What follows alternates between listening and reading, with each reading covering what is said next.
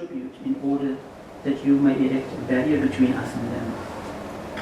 Because Dhul-Qarnayn was then the ruler of the east and the west at that time. So when Dhul-Qarnayn came upon them, they felt that this is one way that Dhul-Qarnayn can now help them, and they were even prepared to pay a tax to Dhul-Qarnayn to just set up this barrier between them. And he said, the power in which my Lord has established me is better than your tribute that you want to give. And then he helped them to erect this barrier between them and Gog and Magog. And he asked the men in the next verse to bring the blocks of iron, and he melted those irons and he covered it with lead. And thus were they made powerless to scale it or to dig through it. Now the story goes in Hadith that for years and years Gog and Magog were trying to get through this barrier, and they've been digging, and every time they dug, and then it comes to the night time, they leave it, and the next morning when they want to continue with the digging, then they find the hole has been completed again. And the Hadith says, but one day one of them will say, we will get through tomorrow, inshallah. And because they said inshallah, and then Allah let them through. Now this is the question I'm asking, is that was this a real story? Was it possible for Dhul-Qarnayn to erect a physical barrier? What does this digging signify? And do we find anywhere on the earth, is it possible to find anywhere on the earth a whole community being sort of underground? It's a nice story for the Steven Spielberg movie, but is it real, and how do we engage with this kind of stories, and what is the lesson in it for us? But apparently there's also another version to this, that the people of Gog and Magog were already long time released during the time of the Nabi Sallallahu Alaihi Wasallam, and their influence in the world is this kind of system that we see now, where there's a blur between what is really good and what is bad, and you don't know who you're serving. Are you serving your creator, or are you serving the system?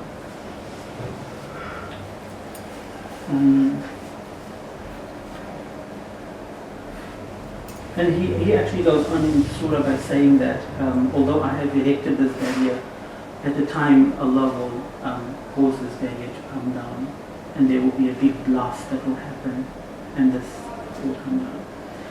According to the calculations of some Jewish scholars and the Mayan calendar, apparently in 2012 there will be some sort of a meteor that will strike the Earth, which is this planet Nibiru.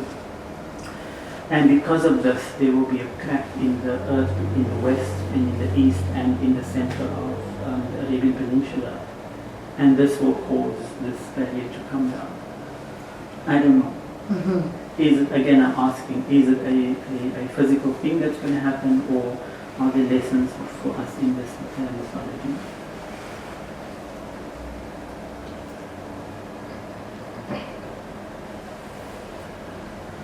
بارك الله لي ولكم في القرآن الكريم ونفعني إياكم بالآيات والذكر الحكيم إنه جواد ملك بر رب رؤوف رحيم. May Allah bless me and you through the guidance of this noble Quran, and may its teachings and remembrances benefit me and you.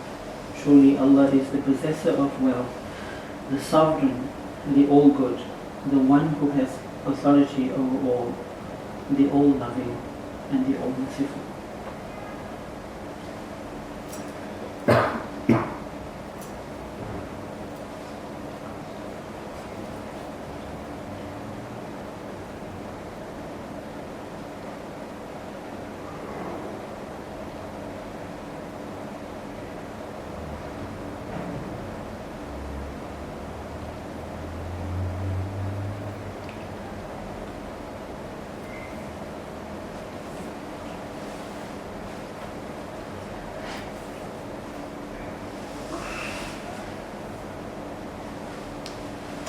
So just to reflect again, what are the lessons for us in some of these verses of Surah Kahf?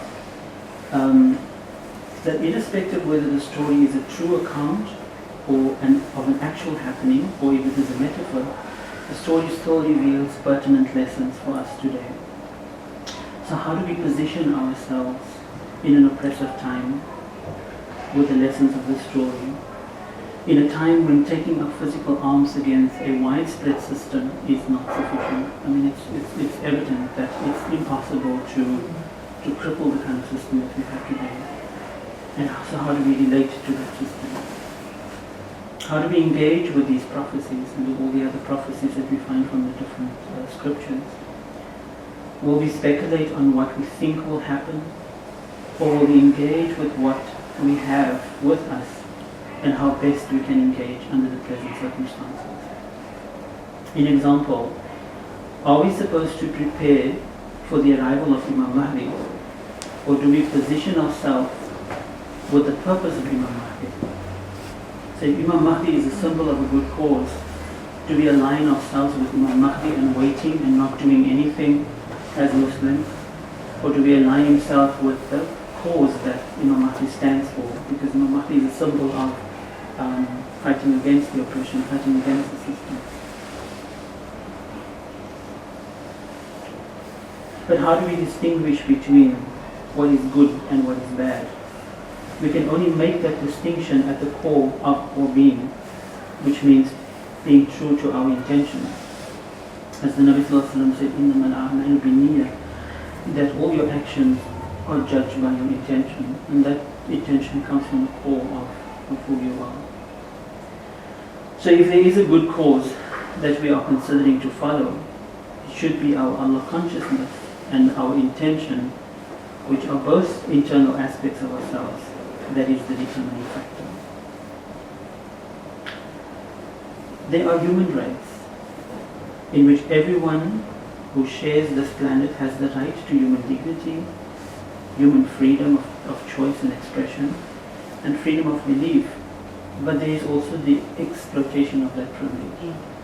And so we find, for example, in our context here at the inner circle, we might be called upon, some politicians or some government structures, to assist in giving queer Muslims their rights, but at the same time we might be helping another assistance agenda. So one always needs to be careful, but determining factor again in that is, what is your Allah consciousness saying to you, and what is your intention at the core for you are saying to you before you make that decision to take a particular action. But the good news is that Allah says two things in the Quran. Allah says, قَدْ أَفْلَحَ الْمُؤْمِنُونَ, that even if you are overwhelmed with the systems that are being set up and you feel like it's impossible to fight the system, قَدْ أَفْلَحَ الْمُؤْمِنُونَ, Allah says that in the future, that the believers, those who have aligned themselves to characters of Imam Mahdi and then Muhammad Sallallahu Alaihi Wasallam, that they have already succeeded. Allah also says, إِنَّ الْمُسْلِمُونَ يَرِثُونَ الْأَرْضَ, truly the believers, or those who are counted amongst the believers, will inherit the earth. And what that means is that truth will eventually prevail over falsehood. And so no matter what kind of systems are being set up, the biggest system that is set up is that of truth, is that of love, is that the system of Allah. اللهم انصر من نصر دين محمد، اللهم انصر المجاهدين في كل مكان، اللهم يسر ولا تعسر، اللهم تمم بالخير وأنت الكريم الميسر. Oh Allah, assist those who assist the cause of Muhammad. Oh Allah, assist all those who strive towards good in every place. Oh Allah, make things easy for us and remove difficulty. Oh Allah, complete us in goodness. Surely you are the most noble of all those who provide assistance. إن الله وملائكته يصلون على النبي يا أيها الذين آمنوا صلوا عليه وسلموا تسليما اللهم صل على سيدنا محمد وعلى آله وسلم وبارك وسلم. Truly Allah and the angels sends blessings and salutations on the Prophet Muhammad. O you who believe, send greetings and salutations upon him. Sallallahu Alaihi Wasallam. وآخر دعوانا أن الحمد لله رب العالمين. And the final word is that all praise and thanks is due to Allah, the authority over all creation.